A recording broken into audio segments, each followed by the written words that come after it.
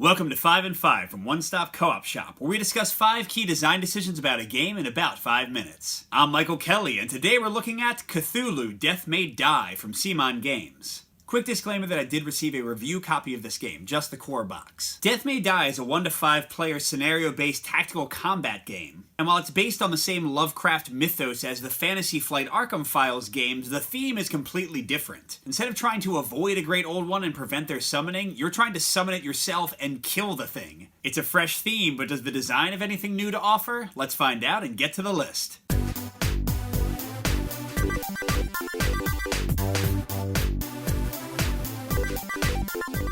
My number 5 is a pro, and that's the Insanity track and the Insanity cards. Like basically every game based on Lovecraft's writings, your characters will slowly be driven insane by the outer forces they face. But in this game, your sanity decreasing is what levels up your character, unlocking new abilities and triggering these insanity effects. This core mechanic of getting stronger as you're closer to death and managing and mitigating die rolls that cause insanity is already a lot of fun. But add on the Insanity cards, which generally have positive or negative effects based on your current situation and encourage you to tactically move to take the best advantage of them, and I really love the overall resource management in this thematic insanity. My number 4 is more of a mix, and that's focused on the Elder Ones you're trying to defeat in the game. The core game comes with 2 Elder Ones, Cthulhu and Hastur, and in a sort of modular deck system style, you can pick one of them and match them to a scenario to play the game. On the positive side, they have a lot of differences and unique characteristics. They each have their own monsters they bring with them to the game, their own unique mythos cards, they attack you with ongoing effects and boost other monsters. But on the negative side, only getting 2 of them in the core game feels like a bit less than I would have liked. Maybe 1 more would have made the value seem better. And also, while they do have different mythos cards that can trigger, the actual behavior of Cthulhu or Hastur when they're summoned to the board in the end of the game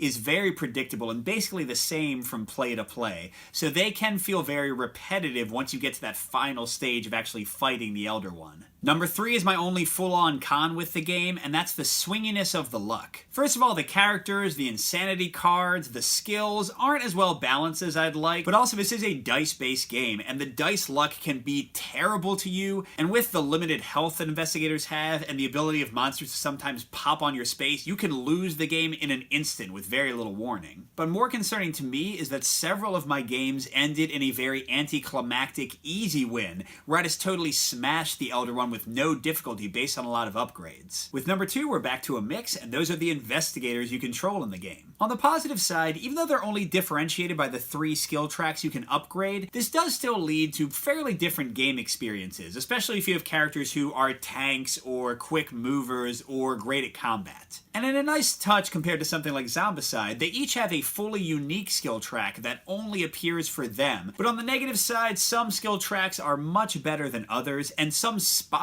on skill tracks are obvious amazing upgrades that you're going to take every time you control that character. More concerning for some of the characters, their unique skill track is sometimes the weakest one they have on their character sheet. So it feels like a missed opportunity. I want to upgrade them in a unique way that's different from everyone else, but I have no incentive to do so unless I just want to play subparly. But we're bookending the list with pros because I have another big one at the end here, and that's the episodes. I mentioned already the modular nature of the game, that you can pick which Elder One you go against, but in the core game you also have 6 episodes, and these are kind of the scenarios you're playing in, and you can mix and match those with those Elder Ones. Each scenario has a unique board layout, unique monsters you'll face as opposed to the monsters that come with the Elder One. They have unique mythos cards that change up what happens, special actions you can take as you try to achieve the unique objective to make the Elder One come out. This is all great, but my favorite element in the entire game is the Discovery deck, 15 unique cards per episode. When an investigator ends their turn on a space with no monsters, they get to draw one of these cards,